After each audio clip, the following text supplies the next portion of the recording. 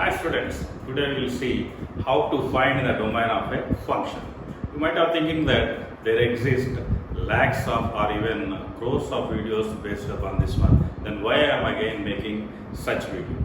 The intention of making this video, so there are so many people who made already this video even better than me. But the main intention is see, I hope none of them are covered. The prerequisites are what are the pre-requirements before starting how to find the domain of a function. So prerequisites are very important, like see, if anyone is playing a game, warm-up is essential. Okay, like warm-up, before finding the domain of a function, we need to learn so many things, so many basic things which are related to solve the problems of a functions, especially dealing with the problems like domain and range. Okay, if you are new to my channel name is Madhu's Math Solution. My name is Madhusudan Rao, a mathematics lecturer. Please subscribe and click the bell notification so that it is a long process of discussing domain and range concept. I may make around 20 to 25 videos based upon this concept. So whenever I upload a video, you will get a notification. So let's start how to find the domain of a function. Prerequisites.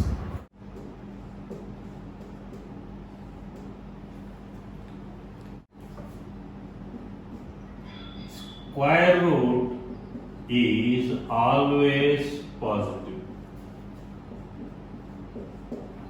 That implies square root of 16 is equals to 4.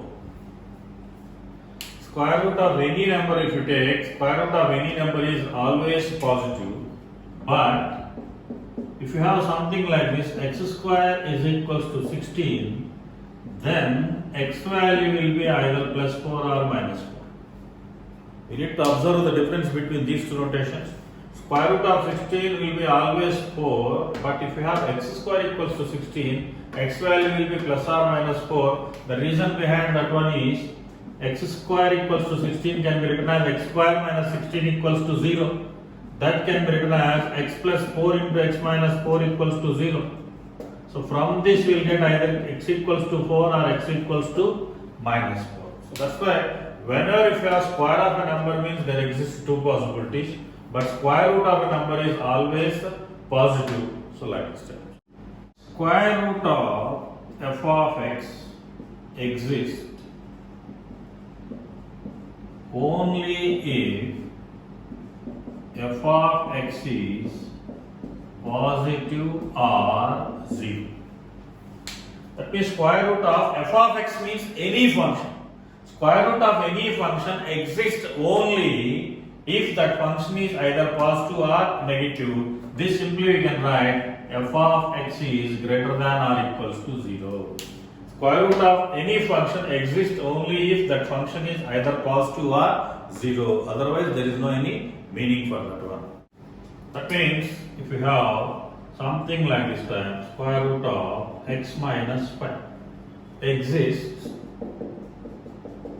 if this x minus 5 is either greater than or equals to 0. That implies x is greater than or equals to 5. And if you take any value less than 5, we can validation see. 4 if I keep here 4 minus 5, what will get? Square root of minus 1, which is not a valid value. Next, point number 3.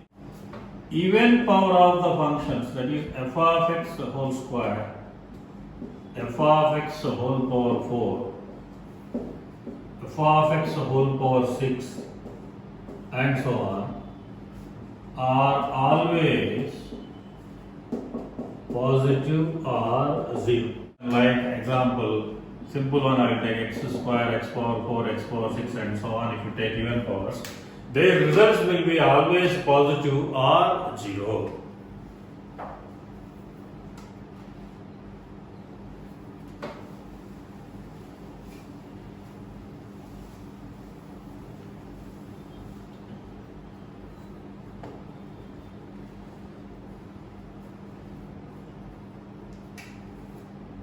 Next, fourth point, exponential functions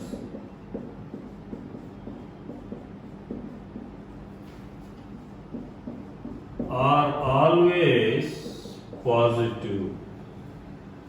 Exponential functions are always positive. Exponential function means any function which is in the form of a power x. So here either a is greater than 1 or a lies in between 0 and 1. This one. Two possibilities exist for exponential function. Either the base is greater than 1 or base lies in between 0 and 1. So such expansions means, for example, 2 power x, 3 power x, 4 power x and so on, even e power x. These all things are known as exponential functions, and exponential functions are always positive. So because we know the fact here, see, you give any number to x, x may be positive, negative or 0, you will never get 0 over here and you will never get negative value also. That's why a power x cannot be equals to 0 and a power x cannot be equals to negative. Modulus of x is always positive.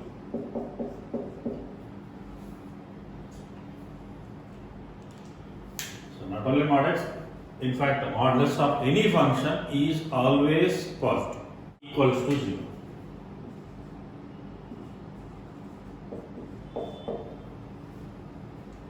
So that means you can write like this: modulus of x is either greater than or equals to 0.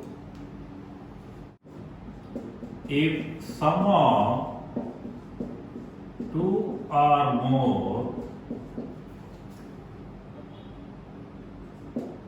functions is equal to 0, then every function is equals to 0. So this is function. Every function is 0. That means, for example, see the meaning of this one: if sum of two or more functions is equals to 0, then every function is equals to 0. The meaning is this one. Suppose, for example, square root of u plus v minus w plus x equals to 0 if there is something else.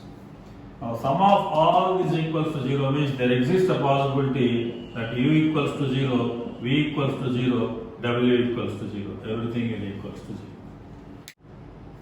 So when we need to use such things, see, then we have something like this: solve x minus 1. I will take perfect example. Square root of x minus 1 plus modulus of x minus 1 equals to 0. So solve in the sense find the value of x if sum of these two equals to 0. Now to handle this one, we can apply this logic. See, now sum of two different functions equals to 0 means individually the functions are 0. This is equals to 0 and this is equals to 0. That means we will get x minus 1 equals to 0 and modulus of this is, we take that x plus 1. X plus 1 equals to 0.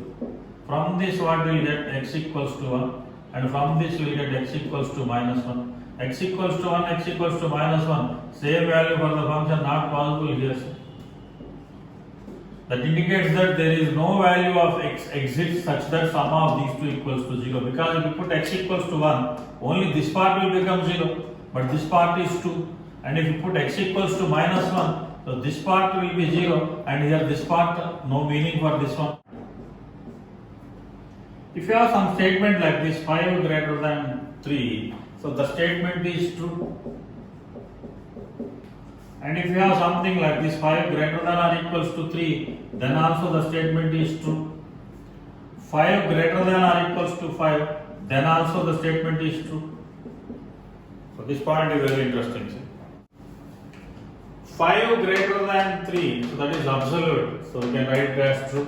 And here we are writing 5 greater than or equal to 3, then also the statement is true. Because in mathematical reasoning we studied under OR operation. See, under OR operation, if any one statement is true, then overall statement is true.